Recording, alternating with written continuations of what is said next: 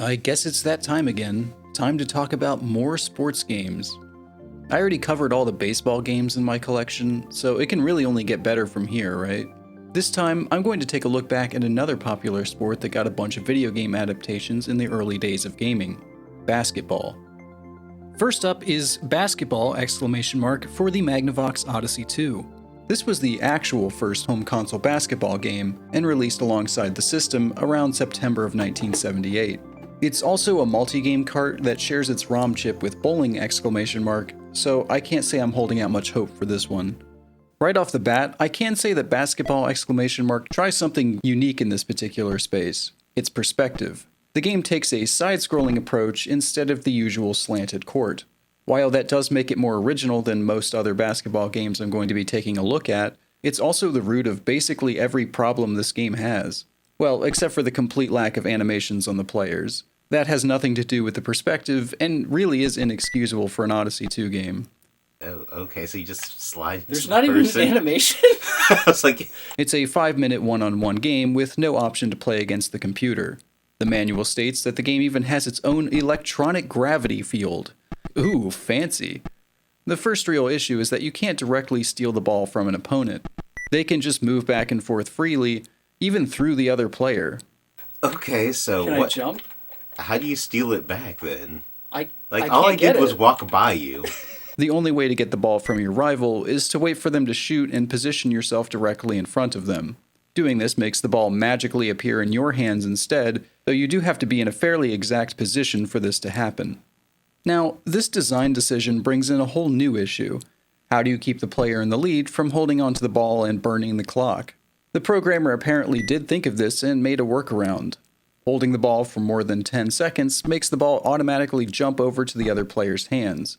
I mean, that does work, but it feels a bit like the most low-effort way of overcoming a design obstacle like that. And then again, I'm not sure I could come up with a better alternative without completely redoing the entire game. That only leaves one other mechanic: shooting the ball. Pressing the button makes your player shoot the ball in the direction of their net. And that's it. No ability to choose angle or strength, and no three-pointers if you happen to make a long shot into the basket. To keep this portion of the game interesting, though, the shot distance and height are completely randomized. This led to a good bit of confusion for my friend Zayden and I early on. I'm close, but all you have to do is really just stand there. Okay. But like that See, like, time, why like, why did did it go yeah. Why is it such a slow throw? Like, why that one go so? So, yeah, you have no idea how your shot is going to work out until after the button is pressed. I get that they didn't want you to sit in the same place and just keep making repeated shots, but this once again feels like a bad form of overcompensation to try and fix a fundamentally flawed concept. Ultimately, Basketball! Is a game with no depth or gameplay hook. There's no real skill or strategy involved with either movement/positioning or shooting the ball. This leaves only the vague concept of trying to slide your player in front of your opponent and hope you steal the ball, and, once again, hope that the game gives you a shot that will actually go into the hoop. I would never have thought to make a side-scrolling basketball game. Yeah. That's also a good point. You're right. Like, how does one design a side-scrolling basketball game? It's odd, and it feels like at the time they could have done more. Yeah. Like, even with as basic as some of the games can be, even just using, like, you're already taking, like, input.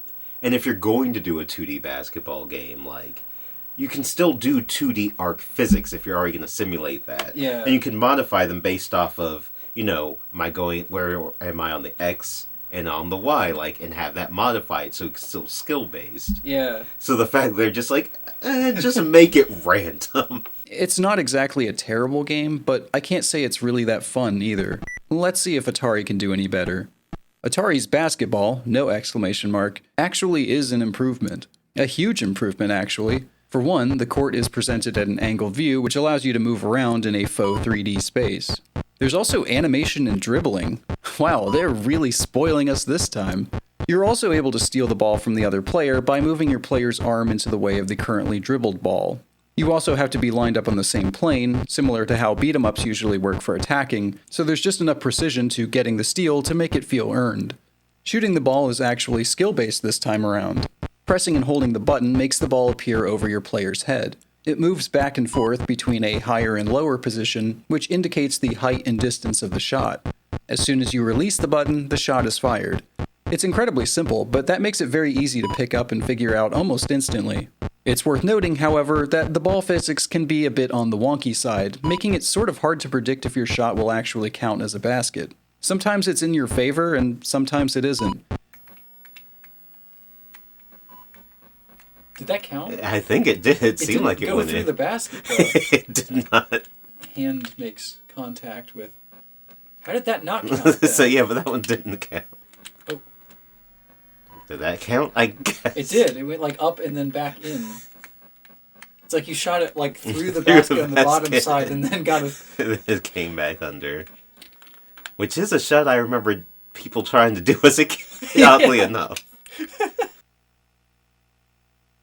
Like, how on earth did that count? I gotta say, this game is something of a best-case scenario for a basketball game from this era, at least in my opinion. I like fast-paced arcade games, and I don't particularly care for complex sports sims, so a game like this is surprisingly right up my alley. Yeah, this is much, like, for how early on, this is much, much better. Like, even doing it already, like, say, it already feels like it simulates basketball a little bit better with the, going back and forth, the juking, the positioning, the needing to aim your shots, like, I could see how you could imagine this as, like, a full basketball, like, game at the time. Yeah. Like, running up and going past and going, like, oh, like you're doing a layup or something. Yeah. Feels like basketball. I remember liking this game a lot as a kid, so it's nice to return to it after all these years and find that it's just as enjoyable now.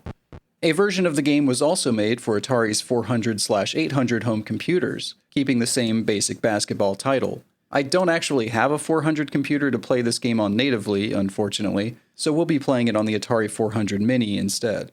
The graphics are a huge improvement over the 2600 game, but the core gameplay is very similar.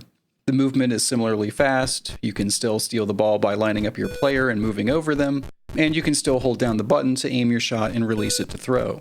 The biggest difference is the amount of on-screen players. You can do the standard one-on-one game, now with the option to face off against a CPU if you're playing solo, or a 2v2 game with a friend.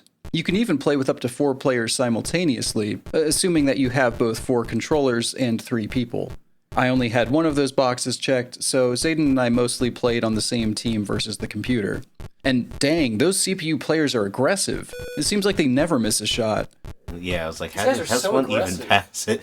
Yeah, and they are uber aggressive. It's like, okay, I think I just need to play whatever this position is called back here. I forget. I used to know. Just play on the back side of the court here. Oh, good. Just like I used to really do. Just play defense. I don't think once they just stole it somehow. So again, I didn't try to shoot. They just walked by me. That should be a 3 So I feel like I bump into them all the time and nothing happens. Yeah, but as soon as they touch you... Yeah, you just lose it. I feel like they could do those different zones. Oh, come on! I couldn't get that shot off! Also, unlike the 2600 game, making baskets doesn't feel quite as janky. The lack of questionable scoring makes the game a bit more realistic, but I surprisingly found myself missing it at times. It was actually kind of entertaining in a weird way.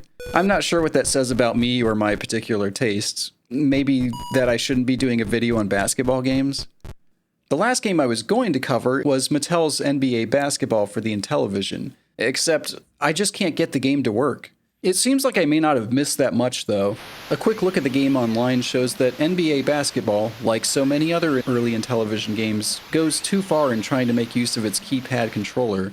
Apparently use the keypad to pass the ball to your other players, but probably not how you'd expect. Instead of just sending the ball to the other player like in MLB baseball, you instead press the key that best corresponds to the part of the court that the other player you want to pass to is currently located, and then the ball just gets thrown there. It seems like it's yet another overly complex Intellivision game that has you frantically looking back and forth between your TV screen and the controller to try and perform some otherwise basic functions. Yeah, I think I'm good not playing this one.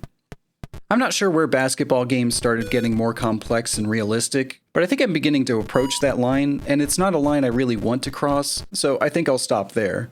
Ultimately, I'd say that the Atari 400/800 basketball is probably the best of the bunch, but I'll always have a soft spot for the 2600 game. Sports titles from this period can tend to do a poor job of recreating the game they're supposed to be representing, but in some cases I think that actually works in their favor. Both Atari games encapsulate what makes multiplayer games from this era so great: simple and immediately understandable. And with a sport like basketball, that's really all I'm looking for.